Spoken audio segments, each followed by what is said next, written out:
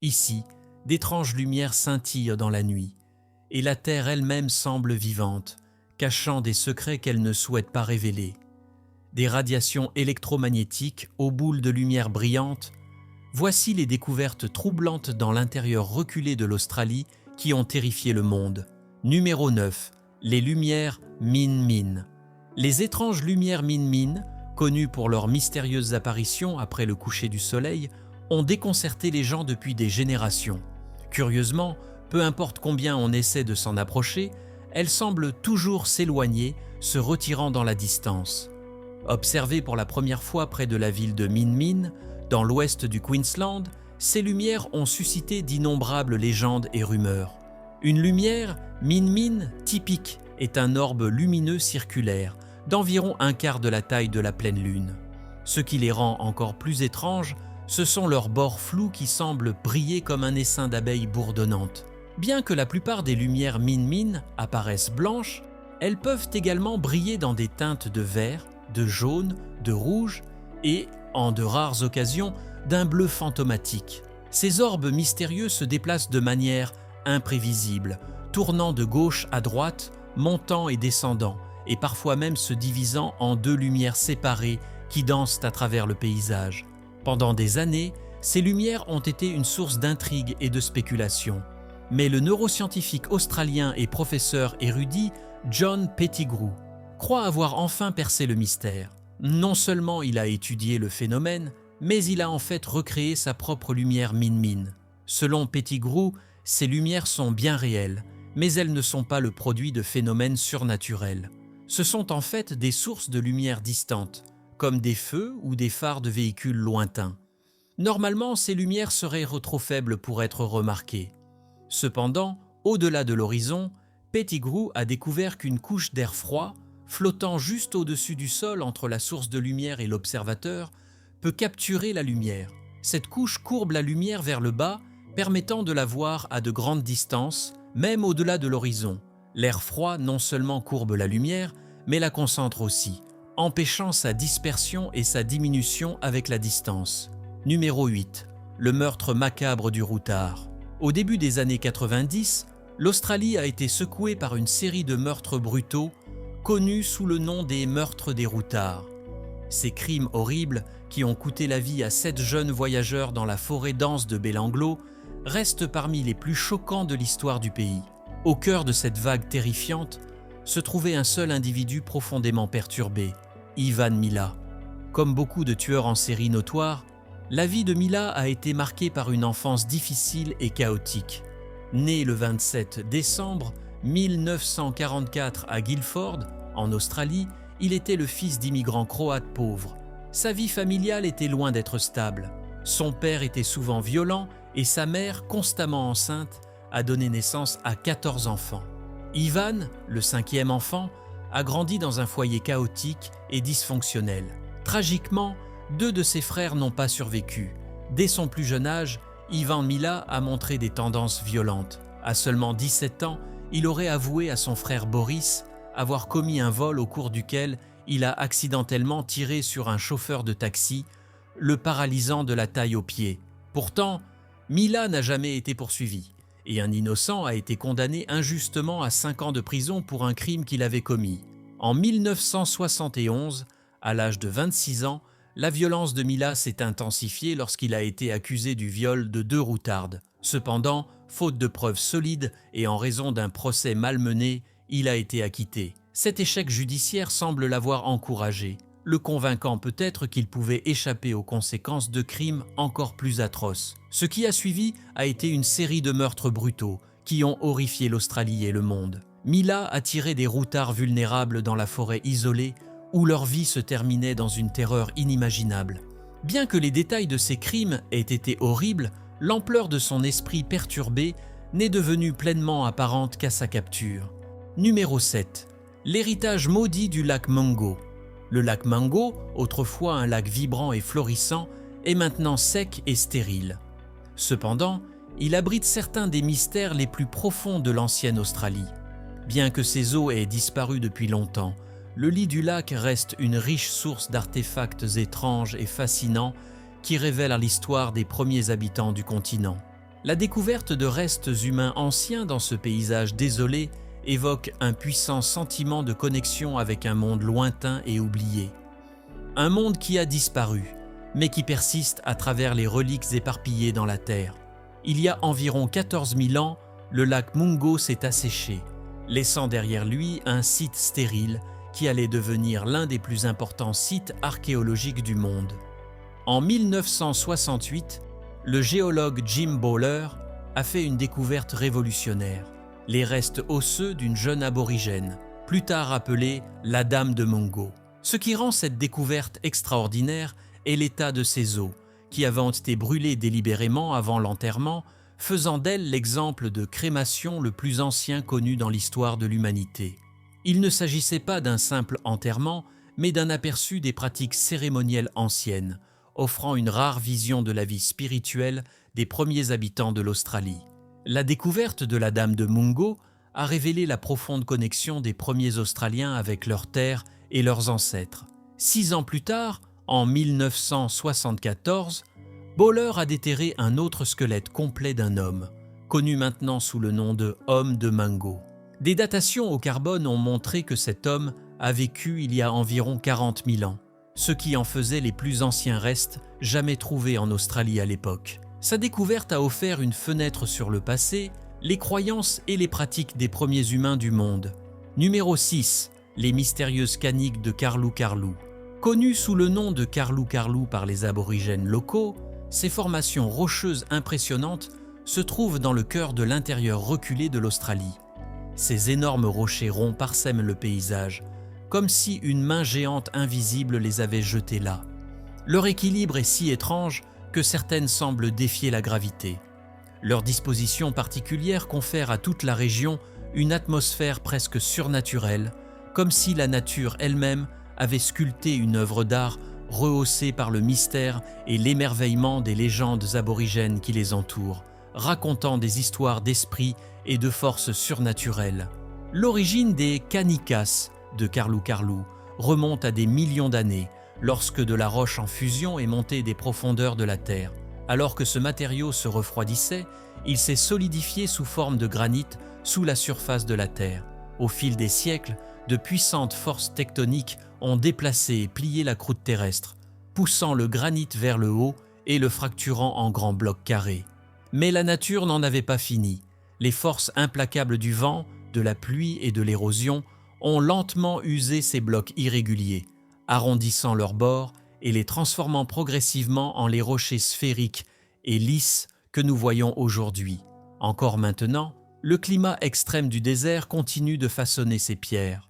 Les écarts de température intenses entre les journées brûlantes et les nuits glaciales font que les rochers se dilatent le jour et se contractent la nuit. Ce cycle constant exerce une pression immense sur les pierres, créant des fissures et, dans certains cas, divisant les rochers en 2 parties parfaitement nettes, ce qui ajoute à l'apparence mystérieuse et inquiétante de Karlou Karlou. Numéro 5. Le terrifiant crocodile marin. Dans le vaste et sauvage intérieur australien, il existe une créature si puissante et redoutable qu'elle inspire à la fois la terreur et l'admiration. Le crocodile marin. Ces énormes reptiles ne sont pas seulement les plus grands de leur espèce, mais figurent également parmi les prédateurs les plus dangereux de la planète. Leur taille impressionnante et leur nature impitoyable font de ces crocodiles des créatures respectées. Ils peuvent atteindre plus de 6 mètres de long et leurs puissantes mâchoires peuvent écraser des os avec facilité. Ces crocodiles ajoutent un danger indéniable aux rivières, aux marais et aux côtes reculées du pays. Scientifiquement connus sous le nom de Crocodylus porosus, ces reptiles anciens ont un territoire bien plus vaste que les frontières de l'Australie. Bien qu'ils prospèrent dans le nord de l'Australie, on les trouve également en Papouasie-Nouvelle-Guinée, en Indonésie, aux Philippines, en Malaisie et même jusqu'au Vietnam, au Cambodge, en Thaïlande et en Inde. Leur capacité à parcourir de grandes distances, parfois plus de 1000 km en mer, explique leur large distribution. Cependant, malgré leur habitat étendu, seules les populations d'Australie et de Papouasie-Nouvelle-Guinée restent stables. Dans de nombreuses autres régions, la chasse illégale et la destruction de l'habitat menacent leur survie. En termes de taille et de force, le crocodile marin australien est inégalé. Certains mâles dépassent les 1000 kg, bien que les spécimens mesurant 6 ou même 7 mètres soient rares. Avec leur tête large et musclée et leurs mâchoires immenses, les crocodiles de mer peuvent exercer une force de morsure de plusieurs tonnes, ce qui en fait l'un des animaux les plus redoutables au monde. Numéro 4. Les ruines hantées de Farina. Farina, autrefois un établissement animé au cœur de l'intérieur australien, est aujourd'hui étrangement calme, un écho fantomatique d'une époque où les rêves et la détermination se heurtaient aux dures réalités de la nature. Abandonné au début du XXe siècle en raison de la sécheresse et des défis impitoyables de la vie dans l'intérieur, ces ruines racontent une histoire émotive de lutte et d'abandon. Les bâtiments de pierre, usés par le temps et les éléments, projettent de longues ombres sur le paysage désolé, laissant aux visiteurs un sentiment profond des difficultés endurées par ceux qui y vivaient autrefois. L'histoire de Farina a commencé dans les années 1870 avec des débuts modestes. Le gouvernement d'Australie méridionale a creusé un puits près d'une zone négligée d'eucalyptus, donnant à l'endroit le nom de Government Gums. Cette oasis inattendue au milieu du bush est rapidement devenue un phare d'espoir pour ceux qui rêvaient de commencer une nouvelle vie dans l'environnement impitoyable de l'intérieur. Aujourd'hui, si vous visitez l'extrémité orientale de l'ancien campement, près du moulin à vent et des modestes toilettes, vous pouvez encore trouver le puits d'origine, caché parmi les buissons salés, une relique précieuse des premiers jours de Farina. En 1876, 2 arpenteurs ambitieux de la ville sont arrivés à Government Gums, voyageant à dos de chameau et remplis de grandes ambitions. Inspirés par la disposition ordonnée d'Adélaïde, ils se sont efforcés de transformer ce morceau de terre stérile en une ville bien planifiée. Leur conception reflétait la structure organisée de la capitale, avec des rangées de maisons en rangées et des magasins disposés en rectangles soignés, entourés de parcs verts. C'était une vision audacieuse de progrès et de civilisation au milieu de la nature. Ils ont tracé un plan de 432 parcelles d'un quart d'acre, chacune symbolisant un nouveau départ et la promesse d'une nouvelle vie dans le rude intérieur du pays. Numéro 3. Les étranges anomalies magnétiques de l'intérieur. Dans certains coins reculés de l'intérieur australien, d'étranges anomalies magnétiques font tourner les boussoles de manière erratique et perturbent les appareils électroniques, ajoutant une couche supplémentaire d'intrigue à un paysage déjà singulier. Ces phénomènes ont fasciné les scientifiques et ont donné naissance à des théories farfelues sur des forces cachées ou même des influences d'un autre monde qui façonnent la Terre. L'un des endroits les plus captivants où se produisent ces anomalies magnétiques est la plaine de Nullarbor, dans le sud de l'Australie. Cette vaste étendue plate est une merveille géologique sans pareille. Dans les années 1970, des avions de reconnaissance survolant ce désert apparemment infini ont détecté d'étranges signaux magnétiques provenant des profondeurs de la Terre. Cela a conduit à la découverte d'une région où le champ magnétique terrestre se comporte de manière inhabituellement faible. Cette région a rapidement été surnommée l'anomalie de Kompana. Depuis des décennies, les géologues sont captivés par cette anomalie et s'efforcent de comprendre les mystères derrière ces signaux magnétiques inhabituels. Plusieurs théories ont émergé pour expliquer ce phénomène. L'une d'elles propose que les roches sous la surface proviendraient de l'hémisphère nord et auraient migré vers le sud au cours de millions d'années en raison des mouvements des plaques tectoniques. Cette migration prolongée pourrait avoir conféré des propriétés magnétiques étranges aux roches. Une autre théorie suggère que ces roches se seraient formées à une époque où les pôles magnétiques de la Terre étaient inversés, un phénomène qui s'est produit à plusieurs reprises au cours de l'histoire géologique. Cette inversion magnétique pourrait expliquer le comportement inhabituel du champ magnétique dans cette région. Peut-être la théorie la plus fascinante est celle de l'impact d'un ancien météorite. La forme inhabituelle de cratère de la zone suggère qu'un objet céleste massif aurait percuté la Terre en cet endroit il y a fort longtemps. Cet impact aurait laissé non seulement une cicatrice physique, mais aussi une signature magnétique durable. Étant donné que la plaine de Nullarbor est un site d'intérêt pour les chasseurs de météorites, l'idée qu'elle ait subi une collision cosmique ajoute une dimension palpitante à ces mystères. Numéro 2. Le bombardier B-24 Liberator disparu. Or, pendant la Seconde Guerre mondiale, un bombardier B-24 Liberator, surnommé le Terreur du Texas, a mystérieusement disparu dans l'immensité de l'intérieur australien. Malgré des recherches étendues, aucune trace de l'appareil n'a été retrouvée pendant plus d'1 an, ce qui a donné lieu à de nombreuses spéculations quant à son sort. Certains ont avancé l'hypothèse d'une défaillance mécanique, tandis que d'autres ont envisagé l'implication de forces surnaturelles alimentant le mystère de cette disparition. En janvier 1944, plus d'1 an après la disparition du bombardier, une équipe d'experts en escalade a été envoyée pour fouiller le terrain traître du mont Strelok. Cette montagne imposante, recouverte d'une dense forêt tropicale et parsemée de falaises abruptes s'élevant jusqu'à 920 mètres, représentait un défi de taille.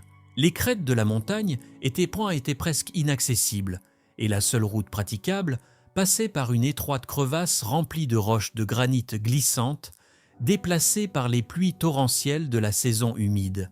C'est lors de cette escalade éprouvante, après avoir gravi plus de 750 mètres sur la face sud du mont Strelok, que les alpinistes ont fait une découverte révolutionnaire. Les restes perdus du bombardier, l'avion s'était écrasé tragiquement contre la montagne, à seulement 150 ou 188 mètres en dessous du sommet, là où la forêt dense cède la place à des falaises de granit escarpées. L'impact avait dispersé les débris sur une vaste zone. Au site de l'accident, une partie du fuselage est restée accrochée à la paroi de la montagne, au point d'impact.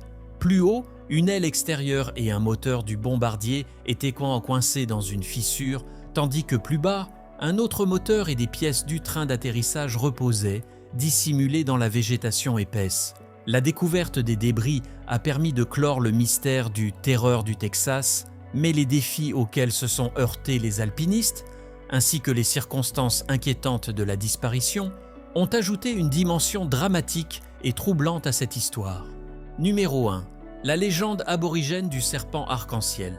Le serpent arc-en-ciel est une figure profondément mystique et redoutable dans la mythologie aborigène, vénérée comme créatrice et protectrice dans l'intérieur vaste et énigmatique de l'Australie.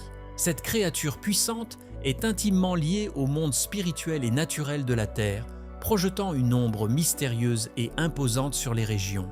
Selon les légendes aborigènes, le serpent arc-en-ciel n'est pas seulement le créateur de la vie humaine, mais aussi la source de toute fertilité et vitalité. On dit qu'il voyage à travers les rivières, les ruisseaux et les lagunes, apportant la vie en envoyant des esprits pour nourrir la terre et son peuple. Les pouvoirs vivifiants du serpent sont étroitement liés aux forces de la nature, notamment la pluie, qu'il contrôle pour nourrir la terre. Mais le serpent arc-en-ciel n'est pas seulement une bienveillante créature, il inspire un respect profond, car si on l'irrite ou si on le manque de respect, il peut se transformer en une force redoutable et destructrice. On dit que sa colère apporte des tempêtes violentes et des inondations dévastatrices, punissant ceux qui enfreignent les lois sacrées. Pendant les périodes de graves inondations, on raconte que le serpent arc-en-ciel avale des personnes entières, puis régurgite leurs os qui se transforment en pierre, servant ainsi de rappel inquiétant de sa double nature, à la fois créatrice et punisseuse. Le serpent possède également la capacité mystérieuse de pénétrer dans le corps d'une personne, conférant parfois des pouvoirs magiques ou laissant derrière lui de petits arcs-en-ciel, qui sont considérés comme sa descendance. Ces arcs-en-ciel peuvent causer des maladies, et même la mort, soulignant ainsi le pouvoir accablant du serpent sur la vie et la mort. Le serpent arc-en-ciel n'est pas seulement une figure mythique, mais un symbole des forces régénératrices et reproductives de la nature et de l'humanité. Il occupe une place centrale dans les cérémonies les plus importantes de la région, représentant le cycle infini de création et de destruction. Merci d'avoir regardé cette exploration fascinante des mystères de l'intérieur australien. Entre légendes aborigènes, phénomènes inexpliqués et histoires terrifiantes, ce vaste territoire regorge d'énigmes. Si vous avez aimé cette vidéo, n'oubliez pas de la liker et de vous abonner pour d'autres contenus intrigants sur les mystères du monde. Et dites-nous en commentaire lequel de ces récits vous a le plus marqué. À très bientôt pour un nouveau voyage dans l'inconnu.